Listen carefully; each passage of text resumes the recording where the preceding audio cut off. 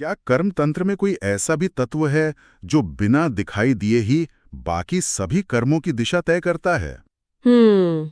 क्या सभी कर्म समान रूप से कार्य करते हैं, या उनमें से कोई एक ऐसा है जिसके आधार पर बाकी सभी कर्म अपना प्रभाव प्रकट करते हैं? हाँ।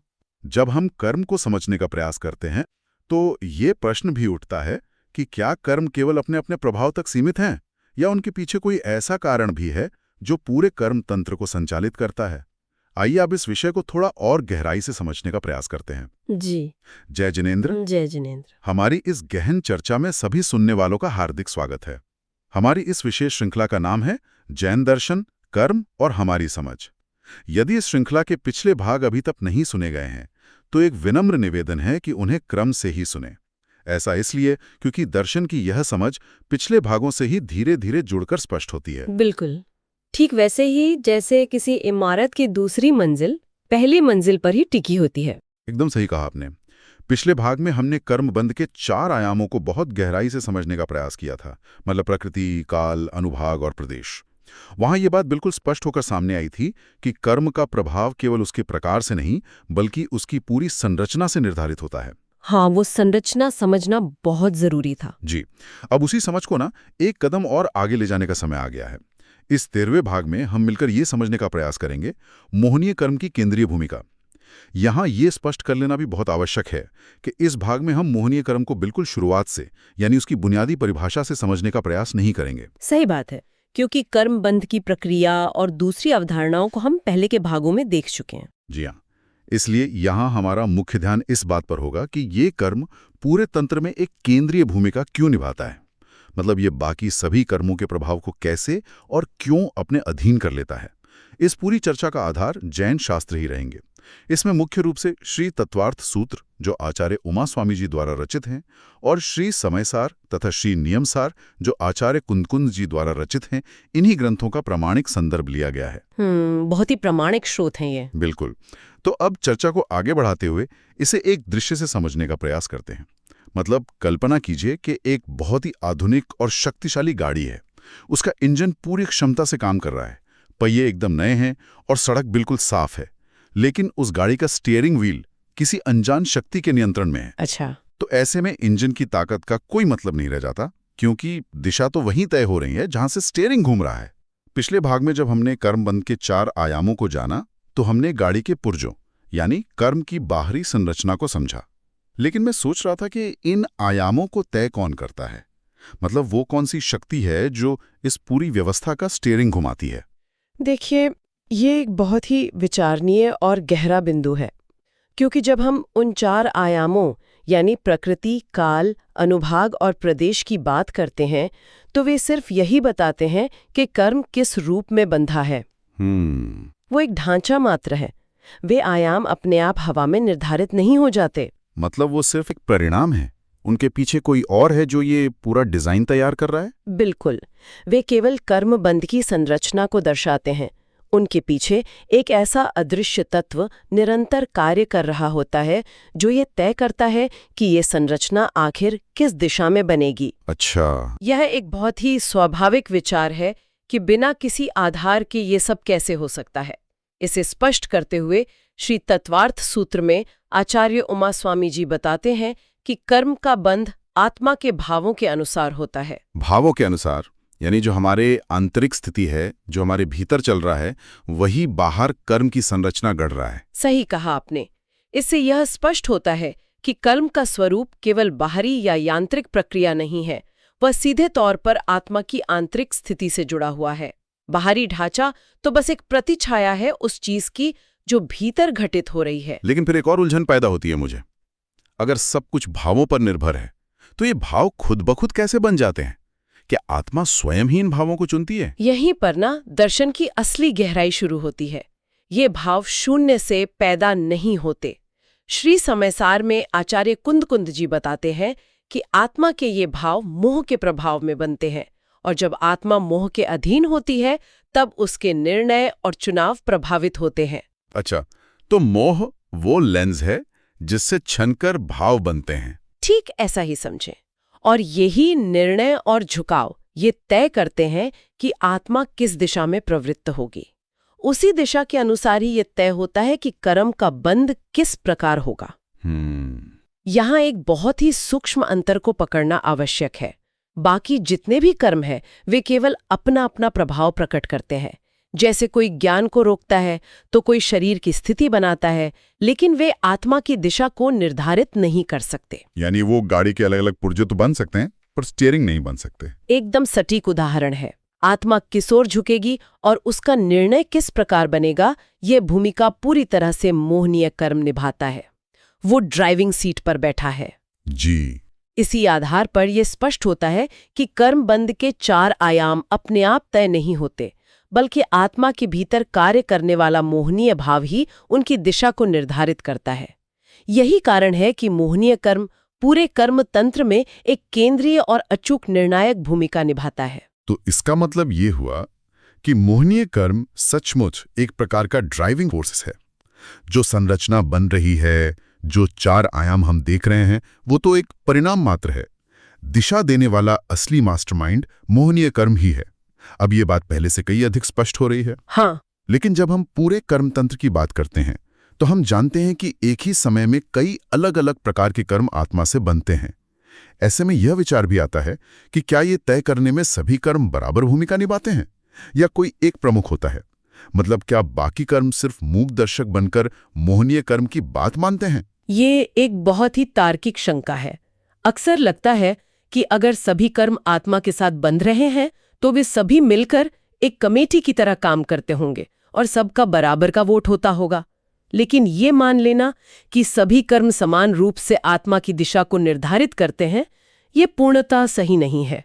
तो वहां कोई लोकतंत्र नहीं है? जी नहीं, वहां भूमिकाएं बहुत स्पष्ट रूप से बंटी हुई हैं। प्रत्येक कर्म का अपना एक विशिष्ट कार्य होता है और वे एक दूसरे से बिल्कुल भिन्न भूमिका निभाते हैं। इस बात को समझाते हुए श्री तत्वार्थ सूत्र में आचार्य उमास्वामी जी बताते हैं कि प्रत्येक कर्म का अपना क्षेत्र और कार्य निर्धारित होता है। इसका मतलब हर कर्म की अपनी एक जॉब डिस्क्रिप्शन है। बिल्कुल। और कोई भी कर्म अपनी सीमा से बाहर जाकर दूसरे का काम नहीं करता।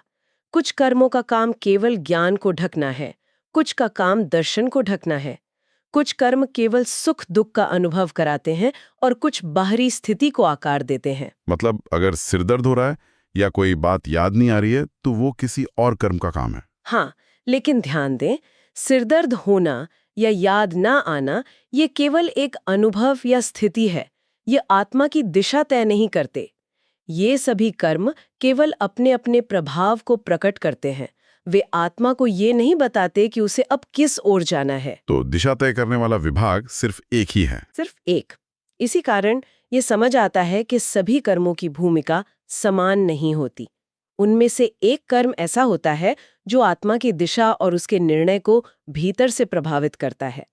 आत्मा किस ओर प्रवृत्त होगी, वो किस स्थिति में कैसा बर्ताव करेगी, ये पूरी की पूरी भूमिका केवल मोहिनी कर्म निभाता है। ये तो ऐसा हो गया कि बाकी कर्मों ने स्टेज सजा दिया, लाइट लगा दी, माइक रख दिया, लेकिन नाटक में डायलॉग क्या बोले जाएंगे ये सिर्फ मोहनीय कर्म तय कर रहा है। बहुत ही सुंदर उपमा है। वही कर्म आत्मा के निर्णय, उसके झुकाव और उसकी प्रवृत्ति को प्रभावित करता है। और जब झुकाव तय हो जाता है तब जाकर ये तय होता है कि बाकी कर्म किस प्रकार अपना प्रभाव प्रकट करेंगे।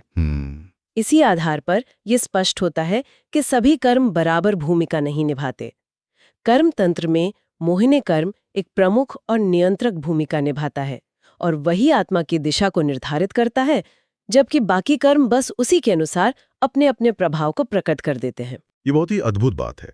मतलब बाकी सारे कर्म एक तरह से मोहनीय कर्म के निर्णय के फॉलोअर हैं, वो स्वयं दिशा नहीं बदल सकते। लेकिन यहाँ एक और सवाल मेरे मन में आता है। जी पूछिए। जब हम मोहनीय कर्म शब्द सुनते हैं तो अक्सर ऐसा लगता है कि इसका काम सिर्फ मोह उत्पन्न करना है।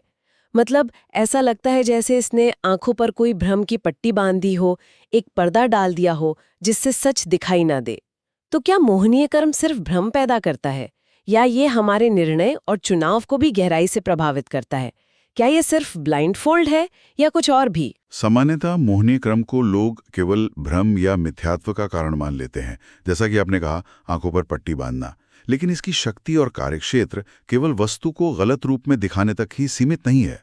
ये उससे कहीं अधिक गहरा है। भ्रम से भी गहरा, वो कैसे? क्योंकि भ्रम तो केवल ये तय करता है कि व्यक्ति क्या देख रहा है, लेकिन मोहनीय कर्म ये भी नियंत्रित करता है कि व्यक्ति क्या चुन रहा है। अच्छा, श्री समय सार में आचार्य कुंद जी बताते हैं कि जब आत्मा मोह के प्रभाव में होती है तब वो वस्तु को यथार्थ रूप में नहीं देख पाती और उसके भीतर राग और द्वेष उत्पन्न होते हैं। राग और द्वेष यानी किसी चीज की तरफ खिंचना, जिसे हम आकर्षण कहते हैं, और किसी चीज से दूर भागना यानी विकर्षण। बिल्कुल। और ये राग और द्वेष केवल कोई हल्के फुल्के भाव नहीं है, ये आत्मा की प्रवृत्ति को सीधा दिशा देने वाले तत्व बन जाते हैं। वे आत्मा को किसी चीज की ओर धकेलते हैं या उससे खींचते हैं। सही कह रही हैं आप। हम सब ने कभी न कभी अपनी आम जिंदगी में ये अनुभव किया है कि सही बात पता होने के बाद भी गलत चुनाव हो जाता है।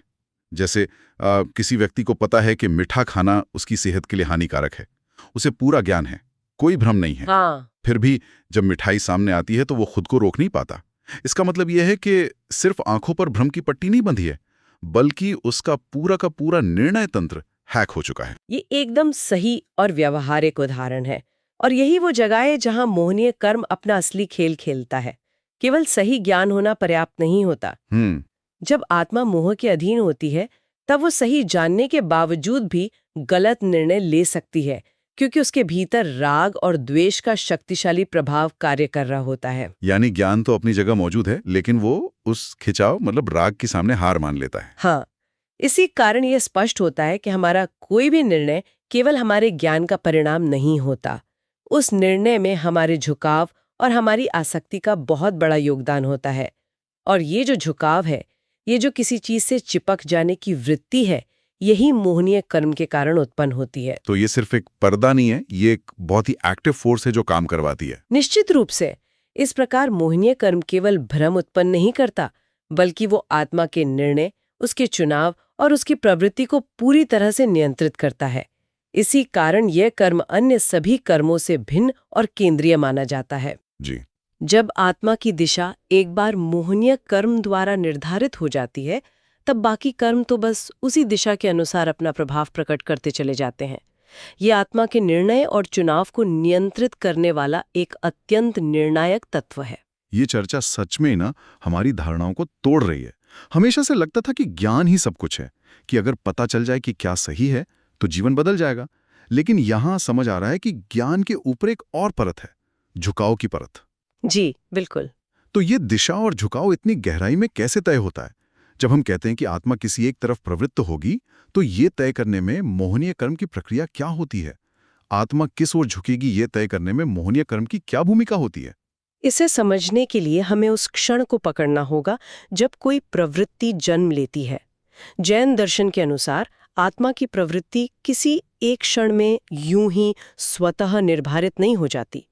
वह एक प्रक्रिया के तहत उसके भीतर उत्पन्न होने वाले भावों के अनुसार बनती है। भाव यानी जो राग द्वेष की हमने अभी बात की। हाँ बिल्कुल, ये भाव ही वह पैमाना है जो यह तय करते हैं कि आत्मा किस ओर झुकेगी और किस दिशा में प्रवृत्त होगी। श्री समय सार में आचार्य कुंद जी बताते हैं कि जब आत्मा मोह के प्रभाव में होती है तब उसमें राग और द्वेष उत्पन्न होते हैं। यही राग और द्वेष आत्मा के झुकाव को निर्धारित करते हैं कि वह किस वस्तु की ओर आकर्षित होगी और किससे दूर होगी। इसे ऐसे समझ सकते हैं कि राग और द्वेष एक तरह के चुंबक हैं। वो आत्मा के कंपास की सुई को घुमा देते हैं और फिर आत्मा उसी दिशा में चलने लगती है। बहुत ही सटीक उदाहरण है। और यहाँ ये समझना आवश्यक है कि हमारे निर्णय और हमारा झुकाव कोई दो अलग अलग चीजें नहीं हैं। ये एक ही सिक्के के दो पहलू हैं। अच्छा। जिस दिशा में आत्मा का झुकाव बनता है, यानी जिस तरफ वो चुंबक उसे खींचता है, उसी के अनुसार उसके निर्णय भी बनने लगते हैं। और यही झुकाव उसकी आगे की पूरी प्रवृत्ति को निर्धारित कर देता है। तो जो हम बाहर एक्शन या कर्म करते हुए दिखते हैं, वो तो इस आंतरिक झुकाव का बहुत बाद का चरण है। बिल्कुल। इसे और गहराई से स्पष्ट करते हुए श्री नियमसार में आचार्य कुंद जी ये स्पष्ट करते हैं कि आत्मा की प्रवृत्ति उसके आंतरिक भावों के अनुसार बनती है। जब मोह के कारण भीतर राग और द्वेष उत्पन्न होते हैं, तब आत्मा की दिशा भी अनिवार्य रूप से उसी के अनुसार निर्धारित हो जाती है। ज्ञान और झुकाव के बीच का अंतर सच में बहुत ही बारीक लेकिन विशाल है। एक तरफ हमें लगता है कि जानकारी हमें बचा लेगी, लेकिन दूसरी तरफ हमारा झुकाव हमें बहा ले जाता है। इसीलिए ये अंतर समझना बहुत महत्वपूर्ण है कि केवल सही ज्ञान होना पर्याप्त नहीं होता। आत्मा किस दिशा में जाएगी, ये केवल ज्ञान तय नहीं करता, बल्कि उसका झुकाव तय करता है। और ये झुकाव सीधे तौर पर मोहनीय कर्म के कारण ही उत्पन्न होता है। तो हम कह सकते हैं कि मोहनीय कर्म वो बीज है जिससे झुकाव का पेड़ निकलता है और फिर उसी पेड़ पर बाकी कर्मों के फल लगते हैं। ऐसा ही है, मोहनीय कर्म केवल कोई सतही प्रभाव नहीं डालता, बल्कि वह आत्मा के झुकाव का मूल कारण बनता है और उसी के द्वारा आत्मा की पूरी दिशा निर्धारित होती है। एक बार जब आत्मा की दिशा इस प्रकार पहले ही निर्धारित हो जाती है, तब बाकी कर्म उसी चुनी हुई दिशा के अनुसार अपना अपना प्रभाव प्रकट करते हैं। आत्मा किस ओर झुकेगी यह बाहरी परिस्थितियों या अन्य कर्मों से तय नहीं होता, बल्कि मोहनीय कर्म के द्वारा उत्पन्न उन आंतरिक भावों से तय होता है। ये सोचना भी अद्भुत लगता है कि बाहरी परिस्थितियां हमारी दिशा तय नहीं कर रही हैं। हम अक्सर कहते हैं कि हालात खराब थे या माहौल ऐसा था, लेकिन भीतर का वो मोहनीय भाव सब कुछ संचालित कर रहा है। हाँ, बिल्कुल। तो अगर हम एक ऐसा परिदृश्य सोचें, एक बिल्कुल ही विपरीत स्थिति की कल्पना करें, मान लीजिए एक थॉट एक्सपेरिमेंट करते हैं। अगर मोहनीय कर्म का अस्तित्व ही ना हो, पूरी तरह से शून्य हो जाए, तो क्या बाकी कर्म आत्मा को भटका पाएंगे? क्या तब बाहरी परिस्थितियां या दूसरे कर्म हम पर हावी हो सकते हैं? यह एक बहुत ही तार्किक और अंतिम बिंदु है जो इस पूरे चर्चा को एक मुकाम पर ले जाता है। यदि मोहनीय कर्म का प्रभाव न हो, तो सबसे पहली चीज जो होगी वो ये कि आत्मा के भीतर राग और द्वेष उत्पन्न ही नहीं होंगे। यानी वो जो चुंबक थे वो काम करना बंद कर देंगे। बिल्कुल।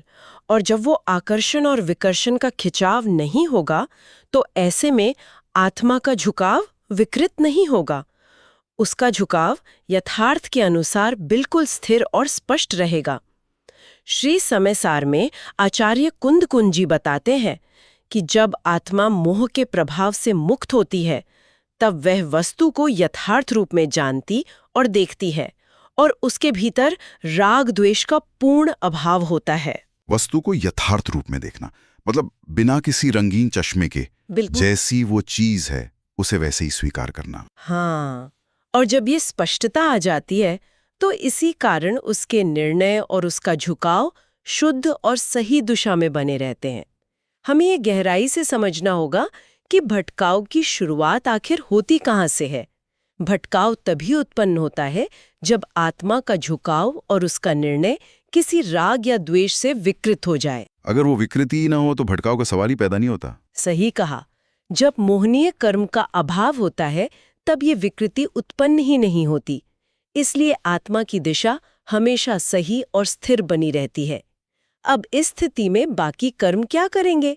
वे अपने अपने प्रभाव को प्रकट तो कर सकते हैं। मतलब कोई बीमारी आ सकती है या धन की कमी हो सकती है। हाँ, वे ज्ञान को ढकने का प्रयास कर सकते हैं, कोई सुख या दुख का अनुभव करा सकते हैं या शरीर पर कोई प्रभाव डाल सकते हैं, लेकिन उनमें आत्मा की दिशा को बदलने की क्षमता नहीं होती। जब दिशा भीतर से पहले ही सही बनी रहती है, तब बाकी कर्म उसी सही दिशा के अनुसार अपना अपना फल देकर खिर जाते हैं। वे आत्मा को उसके मार्ग से भटका नहीं सकते। ये वाकई सोचने पर विवश कर देता है। जिस भटकाव के लिए हम अक्सर अपनी बाहरी स्थितियों को, लोगों को या बाकी सारे कर्मों को जिम्मेदार मान लेते हैं, उसकी असल जड़ बाहर है ही नहीं, बल्कि केवल एक ही जगह है, हमारे भीतर का वो मोह। मोहनीय कर्म की यह शक्ति और उसका ये एकाधिकार सचमुच आश्चर्यजनक है। सही है। जब दिशा ही भीतर से स्पष्ट और शुद्ध हो, तो बाहरी तौर पर बाकी कोई भी कर्म या प्रभाव आपको आत्मा को उसके मार्ग से नहीं दिखा सकता।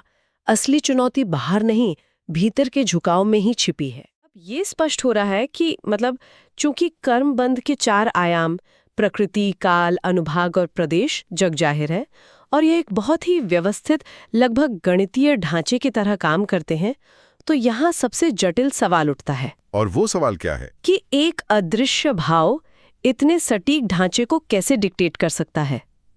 मोहनीय कर्म जो सीधे तौर पर अन्य कर्मों को छूता तक नहीं है, वो इन 4 आयामों की इस पूरी विशाल संरचना को अपने नियंत्रण में कैसे जकड़ लेता है?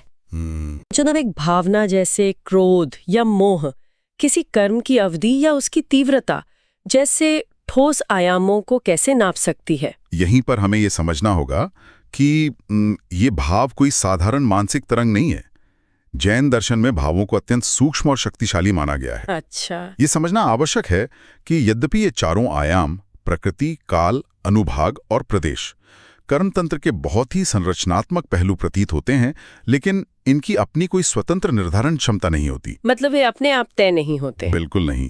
ये आयाम हवा में अपने आप नहीं बन जाते या कोई बाहरी ईश्वर बैठकर इनका हिसाब नहीं लगा रहा है। ये चारों आयाम भी पूरी तरह से आत्मा की आंतरिक स्थिति पर ही निर्भर करते हैं। जब मोह के कारण राग और द्वेष उत्पन्न होते हैं तो वे भाव आत्मा में एक विशिष्ट प्रकार का कंपन या स्पंदन पैदा करते हैं। तो क्या हम कह सकते हैं कि वह कंपन ही वह सांचा या ब्लूप्रिंट बन जाता है जिसमें ये चारों आयाम ढलते हैं? बिल्कुल, वो स्पंदन ही वो भौतिक और आध्यात्मिक गणित तय करता है। मोहिनीय के कारण जो भाव उत्पन्न होता है उसकी तीव्रता ही अनुभाग बन जाती है। अच्छा, और काल? उस भाव के साथ आत्मा कितने समय तक जुड़ी रहती है वही काल का निर्धारण करता है। किस प्रकार का वो भाव है वो प्रकृति तय करता है, और वो भाव आत्मा के कितने हिस्सों को प्रभावित कर रहा है वो प्रदेश बन जाता है। ये तो बहुत ही गहरे स्तर का जुड़ाव है। बिल्कुल, जैसा कि मैंने पहले भी कहा, श्री तत्वार्थ सूत्र में आचार्य उमा स्वामी जी बताते हैं कि कर्म का बंध आत्मा के भावों के अनुसार होता है। ये सूत्र इस बात को प्रमाणित करता है कि मोह के कारण उत्पन्न होने वाले राग और द्वेष ही इन चारों आयामों का सीधा और निर्विवाद कारण बनते हैं। मोहनीय कर्म इन चारों को एक एक करके अलग अलग नहीं बदलता, बल्कि वो उस मूल आधार को ही इस तरह से निर्मित कर देता है जिससे ये पूरी संरचना अपने आप तय हो जाती है। पूरी कर्म संरचना को मूल से पकड़कर बैठी है।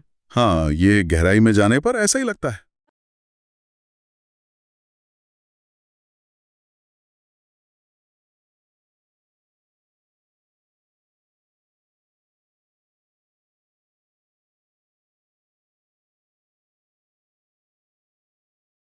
लेकिन इस बिंदु पर पहुंचकर मेरे मन में एक अंतिम और सबसे महत्वपूर्ण सवाल उभर रहा है। हम बार बार मोहनीय कर्म को ही केंद्रीय शक्ति कह रहे हैं। हाँ। लेकिन क्या यह भूमिका कोई और कर्म नहीं निभा सकता? हमारे पास 8 मुख्य कर्म हैं जिनकी अपनी अपनी विशाल सत्ता है। ज्ञानावरण कर्म आत्मा के ज्ञान को ढकता है, वो भी तो बहुत शक्तिशाली है। हाँ, शक्तिशाली तो है। तो क्या किसी भी अन्य कर्म में ये क्षमता नहीं है कि वो इस केंद्रीय नियंत्रण कक्ष में बैठ सके? केवल मोहनीय कर्म का ही ये एकाधिकार क्यों है? ये प्रश्न इस पूरी कार्यप्रणाली के सबसे गहरे रहस्य को खोलता है। देखिए, बाकी कर्म अपने अपने क्षेत्र में बहुत मजबूती से कार्य करते हैं, इसमें कोई संदेह नहीं है। हाँ। लेकिन उनकी एक बहुत बड़ी दार्शनिक और कार्यप्रणालीगत सीमा है। ज्ञानावरण हो या दर्शनावरण, वे आत्मा के बाहरी आवरण या उसकी ग्रहण क्षमता को प्रभावित कर सकते हैं। हाँ। एक परिस्थिति का निर्माण कर सकते हैं। परिस्थिति? हाँ, एक सिचुएशन। लेकिन वे आत्मा के निर्णय, उसके झुकाव या उसके भावों को उत्पन्न नहीं कर सकते। इसे थोड़ा और स्पष्ट करें। ये परिस्थिति और भाव के बीच का अंतर वास्तव में क्या है? मान लीजिए किसी अन्य कर्म के उदय से आपके सामने एक बहुत ही प्रतिकूल परिस्थिति आ गई। कोई शारीरिक कष्ट आ गया या किसी ने अपमान कर दिया। हाँ। वो परिस्थिति अन्य कर्मों की देन है, वो केवल एक मंच तैयार करती है। लेकिन उस अपमान को महसूस करके आत्मा के भीतर जो क्रोध उत्पन्न होता है, जो बदला लेने का भाव पैदा होता है, वो कोई और कर्म नहीं कर सकता। अच्छा। उस परिस्थिति पर आत्मा क्या प्रतिक्रिया देगी, उसका झुकाव किस ओर होगा, ये तय करने का अधिकार केवल और केवल मोहनीय कर्म के पास है। मतलब अन्य कर्म केवल रंगमंच सजा सकते हैं, लेकिन उस मंच पर आत्मा कौन सा नाटक खेलेगी, ये स्क्रिप्ट सिर्फ मोहनीय कर्म ही लिखता है। यही इसका सटीक निष्कर्ष है। केवल मोहनीय कर्म ही वो एकमात्र कर्म है जो आत्मा की दिशा और कर्मबंध की संरचना का मूल कारण बनता है। बाकी कर्म कभी भी आत्मा के भाव उत्पन्न करने की क्षमता नहीं रखते, और क्योंकि पूरा तंत्र भावों पर टिका है, इसलिए यह केंद्रीय भूमिका कोई अन्य कर्म निभा ही नहीं सकता। एक बार फिर इस मूल बात को स्थापित करने के लिए श्री तत्वार्थ सूत्र में आचार्य उमा स्वामी जी बताते हैं कि कर्म का बंध आत्मा के भावों के अनुसार होता है। बिल्कुल। और चूंकि वो भाव उत्पन्न करने की अदृश्य क्षमता सिर्फ मोह के पास है, इसलिए मोहनीय कर्म ही एकमात्र निर्विवाद केंद्रीय शक्ति है। कोई भी दूसरा कर्म उस मूल कारण को नियंत्रित ही नहीं कर सकता जिस पर पूरी कर्म व्यवस्था टिकी हुई है। जैसे जैसे इस भाग का अंत होता है, ये समझ बनने लगती है कि कर्म तंत्र को सिर्फ अलग अलग कर्मों के रूप में देखना पर्याप्त नहीं है। बिल्कुल पर्याप्त नहीं है। हम अब तक जिस तरह से कर्मों को अलग अलग खांचों में रखकर देखते आए हैं कि ये कर्म ये करता है, वो कर्म वो करता है, वो दृष्टि अधूरी है। यह स्पष्ट हो गया है कि इन सभी के बीच एक बहुत ही गहरा, जीवित और धड़कता हुआ संबंध कार्य कर रहा है। सही कहा आपने। यह एक ऐसा विचार है जो हमारी पूरी समझ की दिशा बदल देता है। अब दृष्टि बदलनी चाहिए। कर्मों को एक दूसरे से कटी हुई शक्तियों के रूप में नहीं, बल्कि एक पूरी तरह से जुड़ी हुई व्यवस्था, एक इंटरकनेक्टेड सिस्टम के रूप में देखा जाना चाहिए, जहां एक तार के हिलने से पूरा जाल झंकृत होता है। यह विचार स्वाभाविक रूप से हमें एक नए चरण की ओर संकेत करता है, जहां अब ये विचार करने की आवश्यकता है कि आठों कर्म एक साथ कैसे कार्य करते हैं, ताकि इस कर्म तंत्र को टुकड़ों में नहीं बल्कि एक संपूर्ण व्यवस्था के रूप में गहराई से समझा जा सके। ये अगली चर्चा के लिए एक बहुत ही महत्वपूर्ण दिशा होगी। लेकिन इस विस्तृत चर्चा को यहीं विराम देने से पहले एक ऐसा विचार मेरे जहन में आ रहा है जो इस पूरे विश्लेषण की नींव से निकलता है और बहुत ही उत्तेजक है। बताइए। अगर मोहिनीय कर्म ही वो एकमात्र जड़ है जो आत्मा के भाव को नियंत्रित करके पूरी कर्म संरचना को खड़ा करता है, तो क्या इसका अर्थ यह है कि हमें अनगिनत कर्मों से अलग अलग लड़ने की आवश्यकता ही नहीं है? क्या केवल एक क्षण की पूर्ण स्पष्टता, एक ऐसा विलक्षण क्षण जहां मोह पूरी तरह से शून्य हो जाए, अनंत काल से बनी इस पूरी विशाल कर्म व्यवस्था को एक ही झटके में ढहाने के लिए पर्याप्त हो सकती है? यह एक ऐसा प्रश्न है जो श्रोताओं के लिए आगे के चिंतन का मार्ग प्रशस्त करता है। जय जिनेंद्र।